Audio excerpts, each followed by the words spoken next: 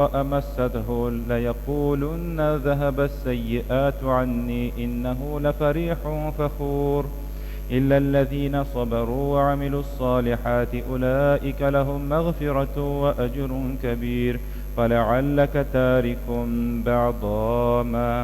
بعض ما يوحى إليك وضائق به صدرك أن يقولوا لولا أنزل عليه كنز أو جاء معه ملك إنما أنت نذير والله على كل شيء وكيل. أم يقولون افتراه قل فأتوا بعشر سور مثله مفتريات وادعوا من استطعتم من دون الله إن كنتم صادقين فإن لم يستجيبوا لكم فاعلموا أنما أنزل بعلم الله وأن لا إله إلا هو فهل أنتم مسلمون. من كان يريد الحياة الدنيا وزينتها نوفي إليهم أعمالهم فيها وهم فيها لا يبخسون. أولئك الذين ليس لهم في الآخرة إلا النار وحبط ما صنعوا فيها وباطل ما كانوا يعملون. أفمن كان على بينة من ربه ويتلوه شاهد منه ومن قبله كتاب موسى إماما ورحمة أولئك يؤمنون به ومن يكفر به من الأحزاب فالنار موعده فلا تكو في مرية منه إنه الحق من ربك ولكن أكثر الناس لا يؤمنون. ومن أظلم ممن افترى على الله كذبا أولئك يعرضون على ربهم ويقول الأشهاد هؤلاء الذين كذبوا على ربهم ألا لعنة الله على الظالمين الذين يصدون عن سبيل الله ويبغونها عوجا وهم بالآخرة هم كافرون. أولئك لم يكونوا معجزين في الأرض وما كان لهم من دون الله من أولياء يضاعف لهم العذاب ما كانوا يستطيعون السمع وما كانوا يبصرون. أولئك الذين خسروا أنفسهم وضل عنهم ما كانوا يفترون لا جرم أنهم في الآخرة هم الأخسرون. إن الذين آمنوا وعملوا الصالحات وأخبتوا إلى ربهم أولئك أصحاب الجنة هم فيها خالدون. مثل الفريقين كالأعمى والأصم والبصير والسميع هل يستويان مثلا أفلا تذكرون. ولقد أرسلنا نوحا إلى قومه إني لكم نذير مبين ألا تعبدوا إلا الله إني أخاف عليكم عذاب يوم أليم. فقال الملأ الذين كفروا من قومه ما نراك إلا بشرا مثلنا وما نراك تتبعك إلا الذين هم أراذلنا بادي الرأي وما نرى لكم علينا من فضل بل نظنكم كاذبين. قال يا قوم أرأيتم إن كنت على بينة من ربي وآتاني رحمة من عنده فعميت عليكم أنلزمكموها وأنتم لها كارهون. ويا قوم لا أسألكم عليه مالا إن أجري إلا على الله وما أنا بطارد الذين آمنوا إنهم ملاقو ربهم ولكني أراكم قوما تجهلون.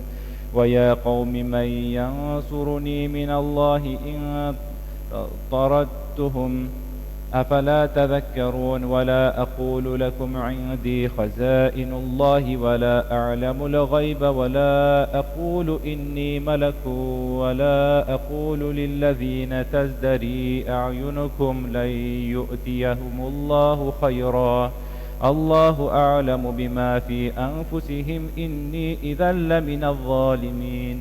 قالوا يا نوح قد جادلتنا فأكثرت جدالنا فأتنا بما تعدنا إن كنت من الصادقين. قال إنما يأتيكم به الله إن شاء وما أنتم بمعجزين ولا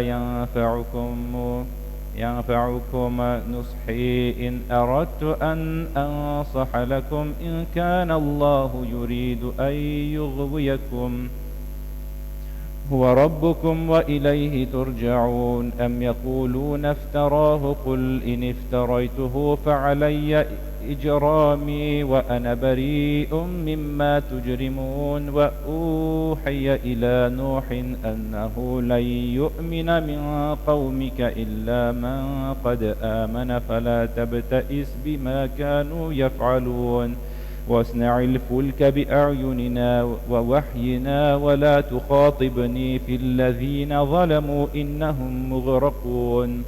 ويصنع الفلك وكلما مر عليه ملأ من قومه سخروا منه قال إن تسخروا منا فإنا نسخر منكم كما تسخرون.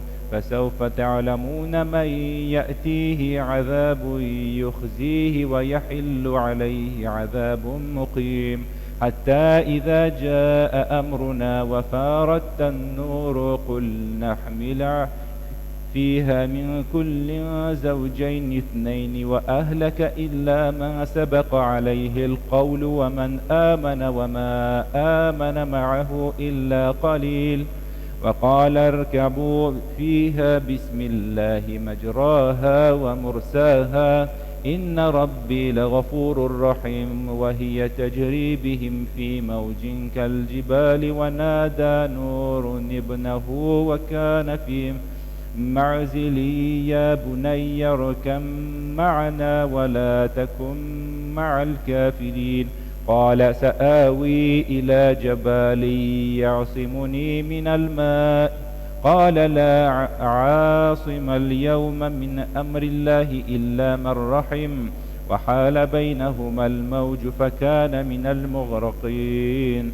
وقيل يا أرض ابلغي ماءك ويا سماء أقلعي وغيض الماء وقضي الأمر واستوت على الجودي وقيل بعدا للقوم الظالمين. ونادى نوح ربه فقال رب إن ابني من أهلي وإن وعدك الحق وأنت أحكم الحاكمين. قال يا نوح إنه ليس من أهلك إنه عمل غير صالح فلا تسألني ما ليس لك به علم إني أعظك أن تكون من الجاهلين. قال رب إني أعوذ بك أن أسألك ما ليس لي به علم وإلا تغفر لي وترحمني أكن من الخاسرين.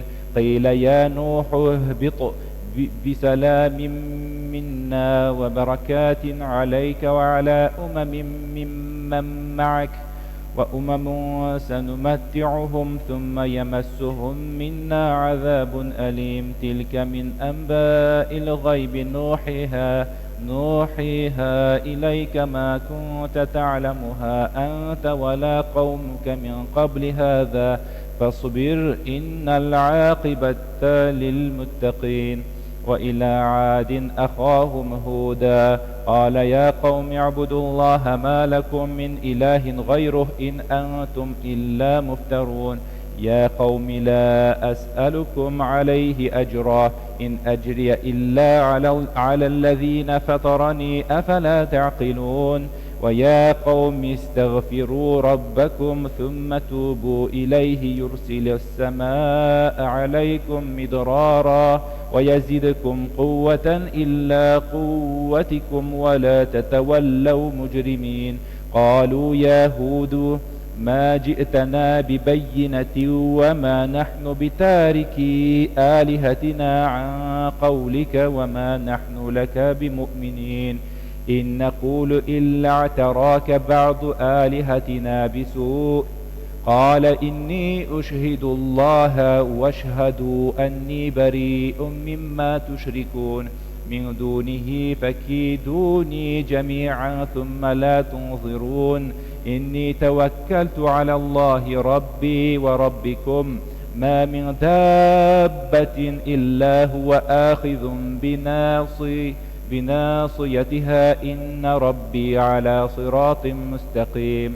فإن تولوا فقد أبلغتكم ما أرسلت به إليكم ويستخلف ربي قوما غيركم ولا تضرونه شيئا إن ربي على كل شيء حفيظ. ولما جاء أمرنا نجينا هودا والذين آمنوا معه برحمة منا ونجيناهم من عذاب غليظ. وتلك عاد جحدوا بآيات ربهم وعصوا رسله واتبعوا أمر كل جبار عنيد. وأتبعوا في هذه الدنيا لعنة ويوم القيامة ألا إن عادا كفروا ربهم ألا بعدا لعاد قوم هود.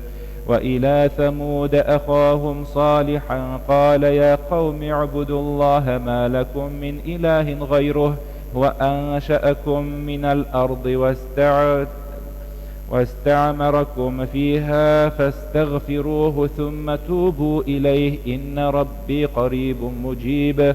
قالوا يا صالح قد كنت فينا مرجوا قبل هذا أتنهانا أن نعبد ما يعبد آباؤنا وإننا لفي شك مما تدعونا إليه مريب.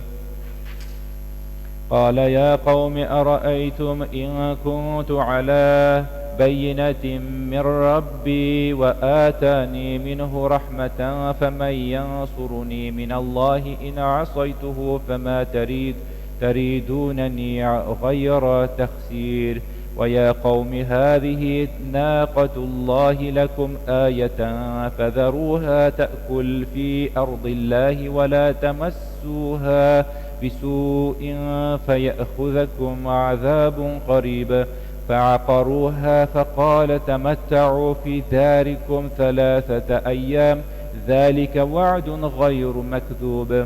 فلما جاء أمرنا نجينا صالحا والذين آمنوا معه برحمة منا ومن خزي يومئذ إن ربك هو القوي العزيز. وأخذ الذين ظلموا الصيحة فأصبحوا في ديارهم جاثمين كأن لم يغنوا فيها ألا إن ثمود كفروا ربهم ألا بعدا للثمود. ولقد جاءت رسلنا إبراهيم بالبشرى قالوا سلاما قال سلام فما لبث أن جاء بعجل حنيذ. فلما رأى أيديهم لا تصل إليه نكرهم وأوجس منهم خيفة. قالوا لا تخف إنا أرسلنا إلى قوم لوط وامرأته قائمة فضحكت فبشرناها بإسحاق ومن وراء إسحاق يعقوب. قالت يا ويلتى أألد وأنا عجوز وهذا بعلي شيخا إن هذا لشيء عجيب. قالوا أتعجبين من أمر الله رحمة الله وبركاته عليكم أهل البيت إنه حميد مجيد. فلما ذهب عن إبراهيم الروع وجاءته البشرى يجادلنا في قوم لوط إن إبراهيم لحليم أواه منيب. يا إبراهيم أعرض عن هذا إنه قد جاء أمر ربك وإنهم آتيهم عذاب غير مردود. ولما جاءت رسلنا لوطا سيء بهم وضاق به ذرعا وقال هذا يوم عصيب، وجاءه قومه يهرعون إليه ومن قبل كانوا يعملون السيئات. قال يا قوم هؤلاء بناتي هن أطهر لكم فاتقوا الله ولا تخزوني في ضيفي أليس منكم رجل رشيد. قالوا لقد علمت ما لنا في بناتك من حق وإنك لتعلم ما نريد. قال لو أن لي بكم قوة أو آوي إلى ركن شديد. قالوا يا لوط إنا رسل ربك لن يصلوا إليك فأسري بأهلك بقطع من الليل ولا يلتفت منكم أحد إلا امرأتك إنه مصيبها ما أصابهم إن موعدهم الصبح أليس الصبح بقريب.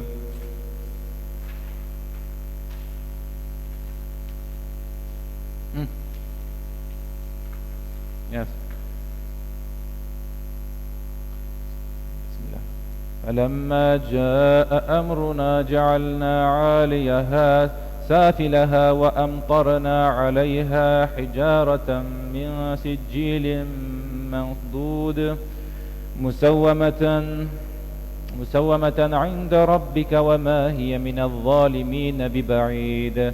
وإلى مدين أخاهم شعيبا قال يا قوم اعبدوا الله ما لكم من إله غيره ولا تنقصوا المكيال والميزان إني أراكم بخير وإني أخاف عليكم عذاب يوم محيط. ويا قوم أوفوا المكيال والميزان بالقسط ولا تبخسوا الناس أشياءهم ولا تعثوا في الأرض مفسدين. بقية الله خير لكم إن كنتم مؤمنين وما أنا عليكم بحفيظ. قالوا يا شعيب أصلاتك تأمرك أن نترك ما يعبد آباؤنا أو أن نفعل في أموالنا ما نشاء إنك لأنت الحكيم الرشيد. قال يا قوم أرأيتم إن كنت على بينة من ربي ورزقني منه رزقا حسنا وما أريد أن أخالفكم إلى ما أنهاكم عنه إن أريد إلا الإصلاح ما استطعت وما توفيقي إلا بالله عليه توكلت وإليه أنيب. ويا قوم لا يجرمنكم شقاقي أن يصيبكم مثل ما أصاب قوم نوح أو قوم هود أو قوم صالح وما قوم لوط منكم ببعيد. واستغفروا ربكم ثم تتوبوا إليه إن ربي رحيم ودود. قالوا يا شعيب ما نفقه كثيرا مما تقول وإنا لنراك فينا ضعيفا ولولا رهتك لرجمناك وما أنت علينا بعزيز. قال يا قوم أرهطي أعز عليكم من الله واتخذتموه وراءكم ظهريا إن ربي بما تعملون محيط. ويا قوم اعملوا على مكانتكم إني عامل سوف تعلمون من يأتيه عذاب يخزيه ومن هو كذب وارتقبوا إني معكم رقيب. ولما جاء أمرنا نجينا شعيبا والذين آمنوا معه برحمة منا وأخذت الذين ظلموا الصيحة فأصبحوا في ديارهم جاثمين كأن لم يغنوا فيها ألا بعدا لمدين كما بعدت ثمود. ولقد أرسلنا موسى بآياتنا وسلطان مبين إلى فرعون وملئه فاتبعوا أمر فرعون وما أمر فرعون برشيد.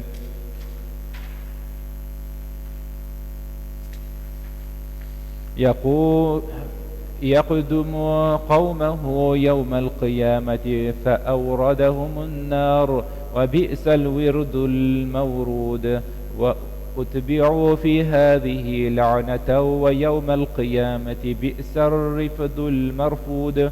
ذلك من أنباء القرى نقصه عليك منها قائم وحصيد، وما ظلمناهم ولكن ظلموا أنفسهم، فما أغنت عنهم آلهتهم التي يدعون من دون الله من شيء لما جاء أمر ربك، وما زادوهم غير تتبيب. وكذلك أخذ ربك إذا أخذ القرى وهي ظالمة إن أخذه أليم شديد. إن في ذلك لآية لمن خاف عذاب الآخرة، ذلك يوم مجموع له الناس وذلك يوم مشهود، وما نؤخره إلا لأجل معدود. يوم يأتي لا تكلم نفس إلا بإذنه، فمنهم شقي وسعيد. فأما الذين شقوا ففي النار لهم فيها زفير وشهيق خالدين فيها ما دامت السماوات والأرض إلا ما شاء ربك، إن ربك فعال لما يريد. وأما الذين سعدوا ففي الجنة خالدين فيها ما دامت السماوات والأرض إلا ما شاء ربك عطاء غير مجذوذ. فلا تكو في مرية مما يعبد هؤلاء، ما يعبدون إلا كما يعبد آباؤهم من قبل، وإنا لموفوهم نصيبهم غير منقوص. ولقد آتينا موسى الكتاب فاختلف فيه، ولولا كلمة سبقت من ربك ولقضي بينهم، وإنهم لفي شك منه مريب. وإن كلا لما ليوفينهم ربك أعمالهم إنه بما يعملون خبير. فاستقم كما أمرت ومن تاب معك ولا تطغوا إنه بما تعملون بصير. ولا تركنوا إلى الذين ظلموا فتمسكم النار وما لكم من دون الله من أولياء ثم لا تنصرون. وأقم الصلاة طرفي النهار وزلفا من الليل إن الحسنات يذهبن السيئات ذلك ذكرى للذاكرين. واصبر فإن الله لا يضيع أجر المحسنين. فلولا كان من القرون من قبلكم أولو بقية ينهون عن الفساد في الأرض إلا قليلا ممن أنجينا منهم، واتبع الذين ظلموا ما أترفوا فيه وكانوا مجرمين. وما كان ربك ليهلك القرى بظلم وأهلها مصلحون.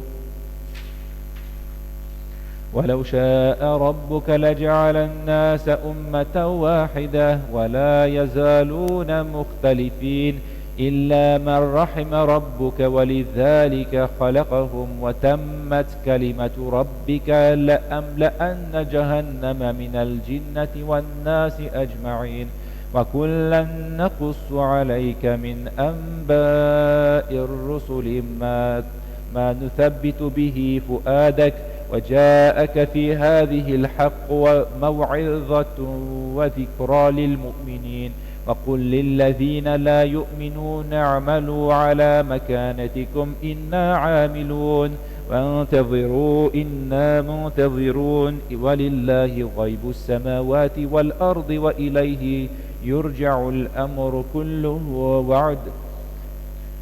فاعبده وتوكل عليه وما ربك بغافل عما تعملون. بسم الله الرحمن الرحيم. ألف لام را تلك آيات الكتاب المبين إنا أنزلناه قرآنا عربيا لعلكم تعقلون. نحن نقص عليك أحسن القصص بما أوحينا إليك هذا القرآن وإن كنت من قبله لمن الغافلين.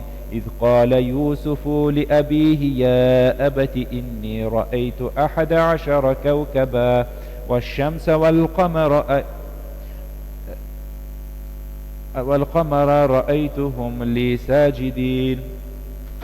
قال يا بني لا تقصص رؤياك على إخوتك فيكيدوا لك كيدا إن الشيطان للإنسان عدو مبين. وكذلك يجتبيك ربك ويعلمك من تأويل الأحاديث ويتم نعمته عليك وعلى آل يعقوب كما أتمها على أبويك من قبل إبراهيم وإسحاق إن ربك عليم حكيم. لقد كان في يوسف وإخوته آيات للسائلين إذ قالوا ليوسف وأخوه أحب إلى أبينا منا ونحن عصبة إن أبانا لفي ضلال مبين.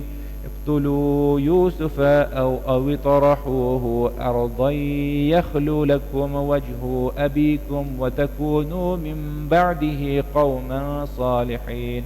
قال قائل منهم لا تقتلوا يوسف وألقوه في غيابة الجب والتقطه بعد السيارة إن كنتم فاعلين. قالوا يا أبانا ما لك لا تأمنا على يوسف وإنا له لناصحون. أرسل معنا غدا يرتع ويلعب وإنا له لحافظون. قال إني ليحزنني أن تذهبوا به وأخاف أن يأكله الذئب وأنتم عنه غافلون. قالوا لئن أكله الذئب ونحن عصبة إنا إذا لخاسرون. فلما ذهبوا به وأجمعوا أن يجعلوه في غيابة الجب وأوحينا إليه لتنبئنهم بأمرهم هذا وهم لا يشعرون. وجاءوا أباهم عشاء يبكون. قالوا يا أبانا إنا ذهبنا نستبق وتركنا يوسف عند متاعنا فأكله الذئب وما أنت بمؤمن لنا ولو كنا صادقين. وجاءوا على قميصه بدم كذب قال بل سولت لكم أنفسكم أمرا فصبر جميل والله المستعان على ما تصفون. وجاءت سيارة فأرسلوا واردهم فأدلى دلوه قال يا بشرى هذا غلام وأسروه بضاعة والله عليم بما يعملون. وشروه بثمن بخس دراهم معدودة وكانوا فيه من الزاهدين. وقال الذي اشتراه من مصر لامرأته أكرمي مثواه عسى أن ينفعنا أو نتخذه ولدا. وكذلك مكنا ليوسف في الأرض ولنعلمه من تأويل الأحاديث والله غافل على أمره ولكن أكثر الناس لا يعلمون. ولما بلغ أشده آتيناه حكما وعلما وكذلك نجزي المحسنين. وراودته التي هو في بيتها عن نفسه وغلقت الأبواب وقالت هيت لك. قال معاذ الله إنه ربي أحسن مثواي إنه لا يفلح الظالمون. ولقد همت به وهم بها لولا أن رأى برهان ربه كذلك لنصرف عنه السوء والفحشاء إنه من عبادنا المخلصين. واستبق الباب وقدت قميصه من دبر وألف يا سيدها لدى الباب. قالت ما جزاء من أراد بأهلك سوءا إلا أن يسجن أو عذاب أليم. قال هي راودتني عن نفسي وشهد شاهد من أهلها إن كان قميصه قد من قبل فصدقت وهو من الكاذبين وإن كان قميصه قد من دبر فكذبت وهو من الصادقين. فلما رأى قميصه قد من دبر قال إنه من كيدكن إن كيدكن عظيم. يوسف أعرض عن هذا واستغفري لذنبك إنك كنت من الخاطئين. وقال النسوة في المدينة امرأة العزيز تراود فتاها عن نفسه قد شغفها حبا إنا لنراها في ضلال مبين.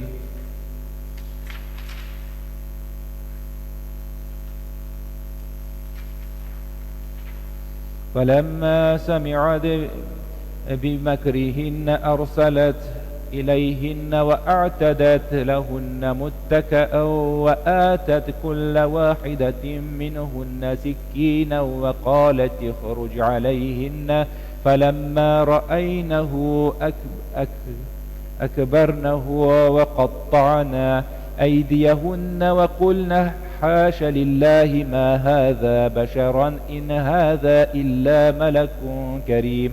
قالت فذلكن الذي لمتنني فيه ولقد راودته عن نفسه ما استعصم ولئن لم يفعل ما آمروه ليسجنن وليكون من الصاغرين. قال رب السجن أحب إلي مما يدعونني إليه وإلا تصرف عني كيدهن أصب إليهن وأكن من الجاهلين. فاستجاب له ربه فصرف عنه كيدهن إنه هو السميع العليم. ثم بدا لهم من بعد ما رأوا الآيات ليسجننه حتى حين. ودخل معه السجن فتيان قال أحدهما إني أراني أعصر خمرا وقال الآخر إني أراني أحمل فوق رأسي خبزا تأكل الطير منها نبئنا بتأويله إنا نراك من المحسنين. قال لا يأتيكما طعام ترزق ابنه إلا نبأتكما بتأويله قبل أن يأتيكما ذلكما مما علمني ربي إني تركت ملة قوم لا يؤمنون بالله وهم بالآخرة هم كافرون.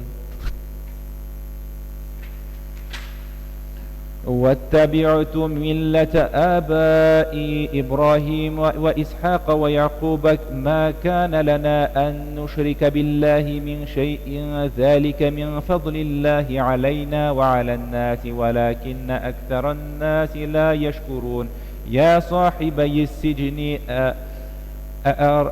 أأرباب متفرقون خير أم الله الواحد القهار ما تعبدون من دونه إلا أسماء سميتموها أنتم وآباؤكم ما أنزل الله بها من سلطان إن الحكم إلا لله أمر ألا تعبدوا إلا إياه ذلك الدين القيم ولكن أكثر الناس لا يعلمون يا صاحبي السجن أما أحدكما فيسقي ربه خمرا وأما الآخر فيصلب فتأكل الطير من رأسه قضي الأمر الذي فيه تستفتيان وقال للذي ظن أنه ناج منهما اذكرني عند ربك فأنساه الشيطان ذكر ربه فلبث في السجن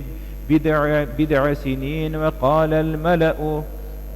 وقال الملك إني أرى 7 بقرات سمان يأكلهن 7 عجاف و7 سنبلات خضر وأخرى يابسات يا أيها الملأ أفتوني في رؤياي إن كنتم للرؤيا تعبرون قالوا أضغاث أحلام وما نحن بتأويل الأحلام بعالمين وقال الذين نجا منهما وادكر بعد أمة أنا أنبئكم بتأويله فأرسلون يوسف أيها الصديق أفتنا في 7 بقرات سمان يأكلهن 7 عجاف و7 سنبلات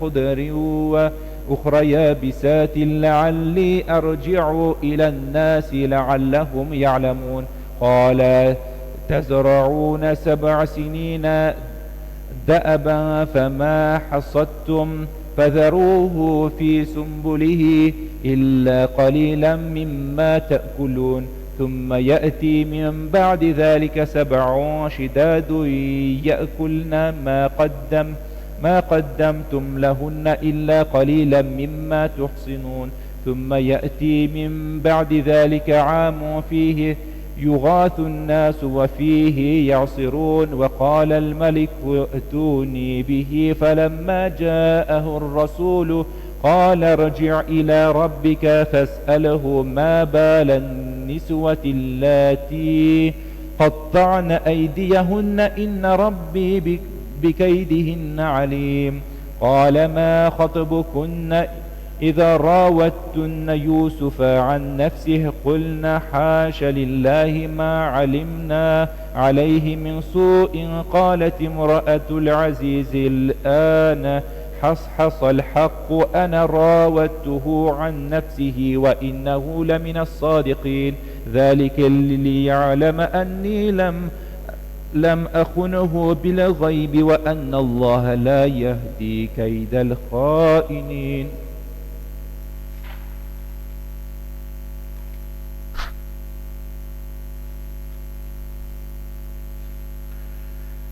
الله أكبر الله أكبر الله أكبر الله أكبر أشهد أن لا إله إلا الله